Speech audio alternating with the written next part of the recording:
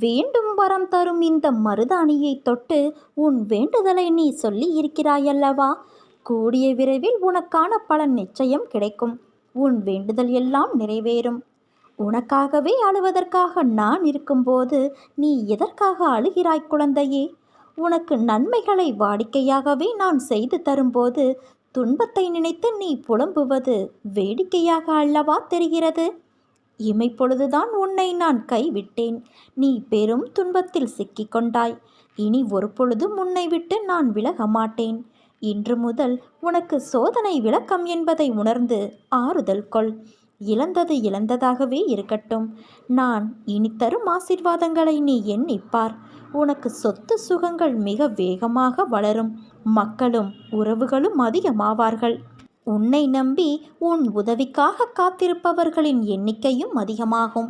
நீ நினைத்ததெல்லாம் நடக்கப் போகிறது தங்கமே. தொட்டதெல்லாம் துலங்கப் போகிறது. ஏனென்றால் உன்னை கைப்பிடித்து நடத்தி கொண்டு போகிறவர் உன் வராகி தாயான நான் அல்லவா? அதுவும் உன் வெற்றி வராகி தாயான நான். என்னால் உன்னை மறந்திருக்க முடியுமா? அல்லது மறந்துவிடத்தான் முடியுமா சொல்? நம் வாழ்க்கையில் நிகழும் தருணங்கள் எல்லாம் வெற்றியாகவும் இருப்பது இல்லை, தோல்வியாகவும் இருப்பது இல்லை. வெற்றிகள் நிலைத்து இருப்பதில்லை, அதே போல தோல்விகளும் நிலைத்திருப்பதில்லை. வெற்றி என்றும் சந்தோஷத்தை மட்டுமே தரும். ஆனால் அந்த சந்தோஷம் வாழ்க்கை முழுவதும் கிடைக்கும் என்று எதிர்பார்க்காதே. அதே போல தோல்விகள் கஷ்டத்தை தரும். அதுவும் நிரந்தரமாக வாழ்வில் நிகழ்வது கிடையாது. வெற்றியில் ஆணவத்தை காட்டாதே, அதே போல தோல்வியில் விரக்தியை காட்டாதே. இரண்டுமே வாழ்க்கை அல்ல. ஜெயிப்பவர்கள் தோற்பார்கள், அதே போல தோற்பவர்கள் ஜெயிப்பார்கள். அதிலிருந்து என்ன பாடம் கற்றுக்கொள்கிறாய் என்பதுதான் உண்மையான வாழ்க்கை. அதன் வெற்றி பாதை உனக்கே தெரியும். பாதை தெரிந்தால்தான் சேரும் இடம் சரியாக அமையும். அதனால் உன் பாதைகளை சீராக்க நீ முயற்சி செய். இன்று என்மேல் நீ கோபம் கொண்டாய். நீ நினைத்த நிகழ்வுகள் நடக்கவில்லை என்றால் அது நடக்காமல் போனதற்கு காரணம் அதைவிட நல்ல சூழ்நிலை நடக்கும் என்றுதான். உனக்குள்ள கேள்விக்கு நான் விடையும் அளித்தேன். தேவையில்லாத விஷயங்களை நீ எண்ணாதே. உன்னோடு உன் வராகித்தாயான நான் இருக்கிறேனே. உன்னை நல்ல வழியில் நான் அழைத்துச் செல்வேன். இது உன் அன்னையின் சத்திய வாக்கு. என் குழந்தைகள் கோபித்து கொள்ளலாம், ஆனால் நான் உன்னை கோபித்து கொள்ள மாட்டேன். அப்படியே நான் கோபம் கொண்டாலும் என் பிள்ளையான உன்னை நல்வழிப்படுத்துவதற்கே என்பதை நீ புரிந்து கொள். என்றும் துணையாயிருந்து என் இதயத்தில் அரவணைத்து உன்னை நான் காப்பேன். இன்றும் நான் உயிரோடு இருக்கிறேன் என்று நம்பு குழந்தையே. யார் கைவிட்ட போதிலும் என் அன்பு பக்தனாகிய உன்னை உன் வராகித்தாயான நான் என்றும் எப்போதும் எந்த நிலையிலுமே கைவிட மாட்டேன். உலகத்தில் இயங்கும் அனைத்துமே என் கட்டளைப்படி இயங்கி வருகிறது. காற்று, நீர், நிலம், நெருப்பு, ஆகாயம், ஜீவராசிகள் இப்படி அனைத்துமே என் விடியலுக்காகவும் அசைவுகளுக்காகவும் தினமும் எனக்காக காத்து கொண்டு இருக்கிறது. நான் அசையாமல் போனால் என்னவாகும்? சற்று நினைத்துப்பார். எனக்கு அழிவு கிடையாது. நான் உனக்காகவே அவதரித்தவள். உனக்காக உன் கர்ம பலன்கள் விலக இன்றும் ஒரு நாளும் நான் பிரார்த்தனை செய்து கொண்டு இருக்கிறேன். உன் கஷ்டங்களையும் தேவைகளையும் என் காலடியில் விட்டுவிடு. என்னை நீ சரணாகதியடைந்தால் உன்னை நான் பாதுகாப்பேன். எதையும் நெருங்க விட மாட்டேன். உனக்கு விதிக்கப்பட்ட விதியின் சீற்றத்தால் தினமும் நீ அவதிப்பட்டு கொண்டு இருக்கிறாய். உலகத்தையே ஆட்டி வைக்கும் வேலையை செய்யும் நான் உன்னை விடுவிக்க மாட்டேனா? என்னுடைய நேரடி பாதுகாப்பில் நீ இருக்கிறாய். என் பாதுகாப்பு மிகவும் வலிமை வாய்ந்த கவசமாகும். என் செல்வங்களை காப்பதற்கு வந்த அன்னை நான். நினைத்து பார்க்க முடியாத அளவிற்கு உன்னை நான் விரைவில் உயர்த்துவேன் தங்கமே. துயரங்கள் மிகுந்த உன் வாழ்க்கையில் இனி நான் உன் அருகில் அமர்ந்திருந்து உன்னை மகிழ்ச்சியான பாதையில் நான் அழைத்துச் செல்வேன். உன் வாழ்க்கையில் நடக்கும் எல்லா விஷயங்களுமே ஒரு பாடத்தையும் அனுபவத்தையும் புரிதலையும் ஏற்படுத்தவே நடக்கிறது. அதை ஏற்கவும் அதன்படி நடக்கவும் கடினமாகத்தான் இருக்கும். ஆனால் நல்லதை ஒரு முறை சுவாசித்தால், அது தரும் தென்றலை மனமாற நுகர்ந்தால், அது தரும் புத்துணர்வை அனுபவித்தால் நீ வாழ்க்கையின் உண்மையான தென்றலை உணர முடியும். நாம் உடம்பு சரியில்லை என்ற போது உட்கொள்ளும் மருந்து கசப்பாகத்தான் இருக்கும். கசப்பு என்று தெரிந்து அதை நல்லது என்று நினைத்து உட்கொண்டால் உடல்நிலை சரியாகும். அது தரும் கசப்புதான் உன் உடல்நிலையை குணப்படுத்த முடியும். உடல்நிலைக்கு மருந்து கசப்பாக இருக்கும் பொழுது வாழ்க்கைக்கு தேவையான உன் மனதிற்கு தேவையான விஷயங்களும் கசப்பாகத்தானே இருக்கும். ஆனால் அந்த நிதானம், பொறுமை, நம்பிக்கை இவையெல்லாம் கசப்பு அல்ல. சில நிகழ்வுகள் உன் கோபத்தையும் மன வலிமையையும் சோதிக்கும் பொருட்டு கசப்பு போல உன்னை உணர வைக்கும். சாதாரண சூழ்நிலையில் அதை உன்னால் உணர முடியாது. ஆனால் விதிவசத்தால் உனக்கு நிகழும் சூழ்நிலை இவை கசப்பான மருந்தாய் உன்னை உட்கொள்ள வைக்கிறது. உனக்கு எப்போதுமே உன் அன்னையான என் துணை உண்டு. உன்னை என் கருவறையில் வைத்து நான் பார்த்து கொள்கிறேன். உன்னை விட்டு நான் விலகுவதும் இல்லை. உன்னை விலகி போகும்படி நான் செய்வதும் இல்லை. நீ வீட்டிற்குள் நுழையும் போது உனக்கு முன் வந்து வரவேற்பதும், நீ வெளியில் செல்லும் போது உன்னை வழி அனுப்பிவிட்டு துணையாக வருவதும், உன் குரலுக்கு பதில் குரல் கொடுப்பதும் நானே. உன் வேண்டுதல்கள் தாமாக விரைவில் நிறைவேறும் என்பதை புரிய வைக்க இனி வெளிப்படையாகவே நான் செயல்பட போகிறேன் தங்கமே. வாழ்க்கையில் நிம்மதி, வெற்றி, சந்தோஷம் என எல்லாம் உனக்கு இனிமேல் தென்றலாய் உன்னை சிலிர்க்க வைக்கப் போகிறது. தாண்டி வந்த பள்ளங்களும் மேடுகளும் ஆழங்களும் எல்லாம் இன்றோடு முடியப் போகிறது. எல்லாவற்றிற்கும் ஒரு நாள் காலம் வரும் என காத்திருந்த உன் பொறுமையும் நம்பிக்கையும் இனி உனக்கான எல்லாம் வரிசையாய் வந்து குவியப் போகிறது. உன்னை விட்டு தள்ளி நிற்கிறேன் என்று உன் மனதில் எழும் குழப்பங்களை தூக்கி எறி. நீ என் உயிர். நான் எங்கு இருக்கிறேனோ அங்கு நீயும் இருக்கிறாய், எப்போதும் இருப்பாய். இனிமேல் உன் வாழ்வில் நடக்கும் எல்லாமே ஒளிரும் குழந்தையே. என்றும் என் துணை உனக்கு நிச்சயம் உண்டு. நீ ஜெயிக்கப் போகிறாய். வாழ்க்கையில் நீ ஜெயிக்கத்தான் போகிறாய். நீ எதற்கும் பயப்படாதே. உன்னில் நிச்சயம் வெற்றி என்ற தீபத்தை உன் அன்னையான நான் ஏற்றுவேன். உலகத்தில் என்ன மாறினாலும் நகர்ந்தாலும் உன்னை விட்டு உன் அன்னையான நான் ஒருபோதும் அகலமாட்டேன். உன்னோடும் உன் குடும்பத்தோடும் உன் அன்னை வராகித்தாய் நான் எப்போதும் இருப்பேன். எல்லா செல்வ வளங்களையும் பெற்று சீரும் சிறப்புமாய் நிம்மதியான மகிழ்ச்சியான வாழ்க்கையை பெறுவாய் குழந்தையே. வீசும் காற்றுக்கு அளவுகோல் தெரியாது. பாய்ந்து சுழன்று வரும் மலையான நீருக்கு அளவு இல்லை. சுடர்கொண்டு எரியும் நெருப்புக்கு அளவை எட்ட முடியாது. பரந்த ஆகாயத்திற்கு எல்லை என்ற அளவுகோல் இல்லை. நீளம் என்ற பரந்த பூமிக்கு ஆழங்களின் அளவுகோல் இல்லை. நீ போகும் தூரத்திற்கும் கடக்கும் பாதைக்கும் உன் அனுபவங்களுக்கும் அளவுகோல் உண்டா? இவற்றுக்கே இல்லை என்ற போது உன் வெற்றியை மட்டும் உனக்கு நான் அளவுகோல் வைத்தா கொடுப்பேன்? உனக்கான எல்லாமே தக்க சமயத்தில் கொடுத்து நான் வாழ வைப்பேன். உன்னுடைய பாதைகள் தெளிவாகும் காலம் வந்து விட்டது. பனிகள் படர்ந்து இருள் சூழ்ந்த கஷ்டங்கள் எல்லாம் விலகி போகும். உன் மனம் நொந்து போன விஷயங்கள் எல்லாம் இப்போது உன் மனம் மகிழ்ச்சியடையும் அளவிற்கு இனிமேல் நிகழும். நிம்மதி என்ற மலர் உன்னிடத்தில் இனிமேல் தென்றலாய் வசந்தமாய் வீசப் போகிறது. அகிலத்தின் ரூபமாய் உனக்கு உன் வராகித்தாய் நான் எப்போதும் இருப்பேன். எல்லா விஷயங்களையும் நான் ரகசியமாகவே செய்து தருகிறேன். யாருடைய கண்களில் கண்ணீர் துளிகள் கசிந்து உருகி ஓடுகின்றனவோ அவர்கள் ஆத்மார்த்தமாக வேண்டுகிறார்கள் என்று அர்த்தம்.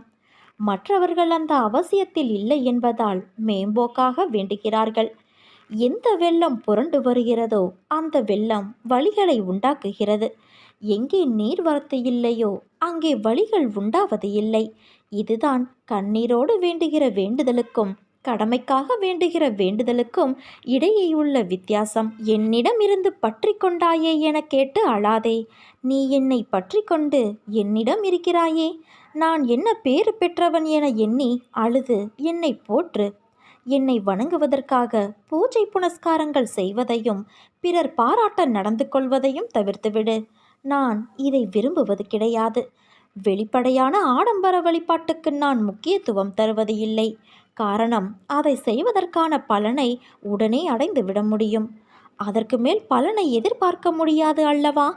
ஆத்மார்த்தமாக இதயத்திற்குள் என்னை குடியேற்றி அங்கே என்னை வழிபடு.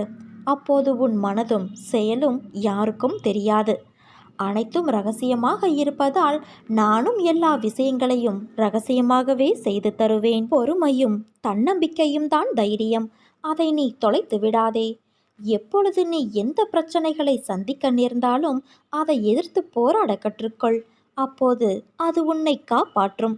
ஆனால் எது நடந்தாலும், நீ எதை எதை செய்திருந்தாலும் அதை நீ உணரும் தருணத்தில் அனைத்தையும் நான் மன்னித்து உன்னை ஆசிர்வதிப்பேன். சகிப்புத்தன்மை இல்லை என்றால் உன் நிலை மிகவும் கவலைக்கிடமாகும். இதை மட்டும் நினைவில் வைத்துக்கொண்டு வாழ கற்றுக்கொள். நீ எவ்வளவு பெரிய வம்சாவளியை சேர்ந்திருந்தாலும், ஒழுக்கத்தோடும் சிறந்த நற்குணங்களோடு இருந்தாலும், வறுமையின் காரணமாக மிகவும் கடினமான சூழ்நிலையில் இருந்தாலும், அனைத்தையும் ஏற்றுக்கொள்ளும் மன தூய்மையும் தன்னலமற்ற சிந்தனைகளும் எண்ணங்களும் இல்லை என்றால் எதையுமே நீ எதிர்கொள்ள முடியாது, சாதிக்கவும் முடியாது. மிகவும் முக்கியம் சகிப்புத்தன்மை. இது மட்டும் உன் வாழ்க்கையில் இல்லாவிட்டால் உன் வாழ்க்கையே பறிபோகிவிடும். நான் பக்கபலமாக இருந்தாலும், நானே அனைத்திற்கும் சர்வாதிகாரி என்றாலும், அனைத்தும் எனக்கு கட்டுப்பட்டு இருந்தாலும், உன்னிடம் நிலையான உண்மையான பக்தியும் இருந்தால் மட்டுமே நான் உன்னை அனைத்திலும் இருந்து பாதுகாக்க முடியும். நம்பிக்கையையும் சகிப்புத்தன்மையையும் உனது தைரியத்தையும் தான் நான் உன்னிடமிருந்து எதிர்பார்க்கிறேன். உன் வருகைக்காக நான் காத்திருக்கிறேன். நான் உனக்கு உனது மனநிலையை புரிந்து கொண்டு அழைப்பு விடுத்திருக்கிறேன். என் அழைப்பை ஏற்று விரைந்து வா என் குழந்தையே. அம்மா உனக்காக என் விழி திறந்து என் ஆலயத்தில் உனக்காகவே காத்திருக்கிறேன். என் அனுமதியின்றி எதுவும் நடக்காது. எவரையும் நெருங்க முடியாது. என் அனுமதியின்றி என் மண்ணில் பாதம் பதிக்க முடியாது. உனக்கு ஏற்பட்ட துயரங்கள் அனைத்தும் உன்னை விட்டு விலகிவிடும். தன்னம்பிக்கையை நீ இழந்து விடாதே. அனைத்தும் விரைவில் மாறப்போகிறது. நீ எதற்கும் பயப்படாதே, கலங்காதே. என் ஆலயத்திற்கு வந்து ஒரு முறை என்னை தரிசித்து விட்டு போ. என் பக்தன் நல்லவனோ கெட்டவனோ அவன் என்னுடையவன். அவனுக்கும் எனக்கும் இடையே பேதம் எதுவுமே கிடையாது. இப்போது அவன் பொறுப்பு முழுவதும் என்னிடமே உள்ளது குழந்தையே. நீ சுகமாக இருப்பதற்கு பல விஷயங்கள் இருக்க, இல்லாத ஒன்றிற்காகவும் நிலைக்காத ஒன்றிற்காகவும் ஏன் வருத்தப்படுகிறாய்? உன் வருத்தம் உன்னை தடுமாற வைக்கிறது. அந்த தடுமாற்றம் உனக்கு பயத்தை கொடுக்கிறது. பயமே உன்னை மெல்ல மெல்ல கொன்று கொண்டு இருக்கிறது. உன் முகத்தை இறுக்கமாக்கி நோயாளியைப் போல காட்டிக்கொண்டு இருக்கிறது. உன் சிந்தனை உன் நம்பிக்கையை சிதைத்து வருகிறது. இப்படி ஒவ்வொன்றையும் மனதிற்கு உகந்ததாக ஏற்றுக்கொள்ளாமல் மனதிற்கு உளைச்சல் தரும் விஷயங்களை நீயாக தேர்வு செய்து தத்தளித்து கொண்டு இருக்கிறாய். நான் என்று உன்னை கைப்பிடித்தேனோ அன்று முதல் இன்று வரை நீ கேட்டாலும் கேட்காவிட்டாலும் உனக்கு நன்மை மட்டுமே செய்து வருகிறேன். நான் அடிக்கடி கூறுவது போல நீ எதற்கும் கலங்காதே, திகைக்காதே, தைரியமாக இரு என் செல்வமே. இந்த விஷயங்கள் எல்லாம் உன்னை என்னோடு மிக இறுக்கமாக இணைப்பதற்காகவே நடந்தவை. உன்னை முன்னும் பின்னும் பக்கவாட்டிலும் எல்லா திசைகளிலும் இருந்து நான் பாதுகாக்கின்றேன். என் மீது நீ நம்பிக்கை வை. உன் கோரிக்கைகளை நிறைவேற்றி பிரார்த்தனை அனைத்திற்கும் பதில் தரவே நான் அவதரித்து இருக்கிறேன். ஒவ்வொருவரும் வாழ்க்கையில் நடக்கும் பிரச்சனைகளை எதிர்கொண்டு போராடி வருகிறார்கள். எல்லோரும் கஷ்டங்களை அனுபவித்து வாழ்வது கிடையாது. துன்பங்கள் எவ்வளவு வந்தாலும் அதை மனதிற்குள் எடுத்துச் செல்லக்கூடாது. சந்தோஷம் எவ்வளவு வந்தாலும் அதை தலைக்கு எடுத்துச் செல்லக்கூடாது. அது தலைக்கணத்தை கொடுத்து குனிய வைக்கும். உப்பும் சர்க்கரையும் பார்க்க ஒரே நிறம்தான், ஆனால் அதன் சுவை மாறுபடுகிறது அல்லவா? அதே போலத்தான் இன்பமும் துன்பமும் இரண்டும் ஒன்றுதான். அதன் விளைவுதான் உன் வாழ்க்கையில் உனக்கு ஏற்படும் சுவை. அதனால் எதையும் மனதிற்குள் வைத்து புழுங்காதே. அது உன்னை மேலும் அழுத்தும். அது உன்னை நிம்மதியாக வாழ விடாது. அதனால் என்றும் என் பிள்ளையான நீ நிம்மதியோடு இருக்கவே நான் ஆசைப்படுகிறேன். நிச்சயம் நல்ல வாழ்க்கையை உனக்கு அமைத்து கொடுப்பேன் குழந்தையே. உன் எதிர்காலம் பொற்காலமாக அமையும். உன்னை என் அன்பு குழந்தைகளில் ஒருவனாக ஏற்றுக்கொண்டேன். நான் என்ன செய்தாலும் அது உன் நன்மைக்கு மட்டுமே என்பதை நீ நினைவில் வைத்துக்கொள். எதை எப்பொழுது செய்து தர வேண்டுமோ அப்பொழுது நான் அதை கண்டிப்பாக உனக்கு நிறைவேற்றி தருவேன். அந்த நம்பிக்கை உனக்கு இருந்தால் என்னால் செய்ய முடியாத காரியம் என்று எதுவுமே இருக்க முடியாது. வாழும் நாட்கள் எப்படி இருக்க வேண்டும் என்று நீ என்றைக்காவது யோசித்து இருக்கிறாயா? அப்படி நீ யோசிக்க ஆரம்பித்தால் உன் வாழ்க்கையில் வெறுப்பையும் வெறுமையையும் உணர்ந்திருக்க மாட்டாயே. வாழ்க்கையில் நினைத்தது எல்லாம் கிடைத்துவிட்டால் உன் வாழ்க்கையின் சுவை எப்படி இருக்கும் என்று யோசித்துப்பார். நீ நினைப்பவையெல்லாம் நல்லதும் இருக்கும், கெட்டதும் இருக்கும். அவைகள் எல்லாம் உன் வசம் கிடைத்தால் நீ திருப்தி அடைவாய். ஆனால் உன்னை சுற்றி உள்ளவர்களுக்கு அது பாதகமாக இருக்கும் என்ற யோசனையே உனக்கு வராது. நீ என்று உன் விருப்பங்கள், உன் கனவு, உன் ஆசை, உன் லட்சியம் என்று வாழ்ந்தால் சுயநலமாய் நீ மட்டும்தான் உன் வாழ்க்கையில் ஒத்தையாக இருப்பாய், ஓசையில்லாத இசைக்கருவி போல. முதலில் ஏன் இப்படி என்னை படைத்துள்ளீர்கள் என்று என்னிடம் நீ முறையிடுவதை நிறுத்து. உன்னிடம் நிறைய திறமைகள் உள்ளது, ஆனால் அதை செயல்படுத்த தெரியவில்லை. வாழ்க்கையில் உள்ள கஷ்டம் என்ற ஒன்றையே நினைத்து அதில் தேங்கி நின்று முன்னேறாமல் சோம்பேறியாக இருந்தால் வாழ்க்கையில் நீ நின்று கொண்டேதான் இருப்பாய். நேரங்களும் நிமிடங்களும் போய்கொண்டேதான் இருக்கும். வாழ்க்கையில் முதலில் உனக்கு எது தேவையுள்ளது, எது தேவையில்லாதது என்று பட்டியலிடு. தேவையுள்ளவற்றை முன்னே நிறுத்து. அதற்கான முக்கியத்துவத்தை கொடு. அதற்காக உழைத்து போராடு. நிச்சயம் எல்லா விஷயத்திலும் நீ முக்கியமாக திகழ்வாய். உன்னோடுதான் உன் அன்னையான நான் இருக்கிறேனே. என் பரிபூரண அருளும் அன்பும் பெற்ற என் செல்ல குழந்தையல்லவா நீ. நீ ஜெயமாக, நன்றாக, எல்லா செல்வ வளங்களையும் பெற்று சீரும் சிறப்புமாய் நல்ல பெயரோடு சுபிட்சமாக வாழப்போகிறாய். நீ நம்பிக்கையோடு இரு, நல்லதே நடக்கும். இது உன் வெற்றிலை வராகி என்னும் வெற்றி வராகியான இந்த தாயின் சத்திய வாக்கு. நான் இருக்க பயம் ஏன் உனக்கு? கவலை எதற்கு உனக்கு? நம்பிக்கை வை.